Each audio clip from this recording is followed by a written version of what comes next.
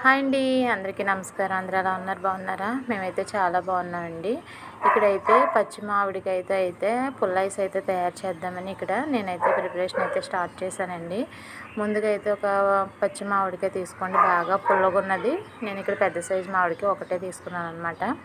తీసుకుని ఇలా విధంగా కుక్కర్లో వేసి 1-2 విజిల్స్ అయితే వేయించండి, మెత్తగా అవుతుంది కదా.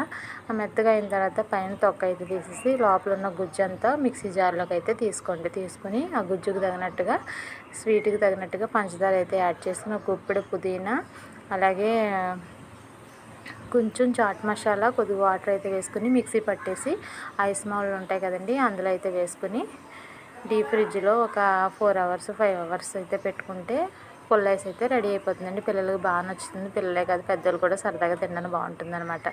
అయితే నేను అది చేద్దామని అయ్యేటప్పుడు మా ఫ్రిడ్జ్ అయితే పోయిందండి. అందుకే ఇక్కడ నేను ఐస్ అయితే చూపించలేకపోతున్నాను. ఏమైందంటే నిన్న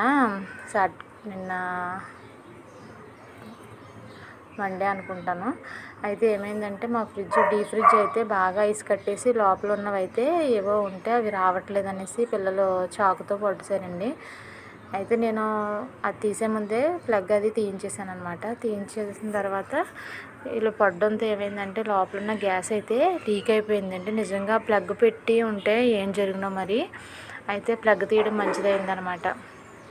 అలా పడడంతో గ్యాస్ లీక్ అయిపోయి స్మెల్ వచ్చేసి ఇంకా మా పిల్లలైతే బాబు ఇందులోంచి ఏదో వచ్చేస్తుంది, పొగలా వచ్చేస్తుంది అనేసి బయటికి పారిపోయిస్తారనమాట. వచ్చారు. నేనైతే గ్యాస్ పక్కనే వంటగది అనమాట, అక్కడ వంట చేస్తూ ఉన్నాను అనమాట. ఈ లోపల గ్యాస్ అది కట్టేసి కొంచెం అవసరమైన వస్తువులు ప్లగ్లు అవి తీసి కరెంట్ అది ఆఫ్ చేసి బయటకు అయితే వచ్చేసామండి. సమయానికి మగవాళ్ళు కూడా ఎవరు ఇంట్లో లేరనమాట.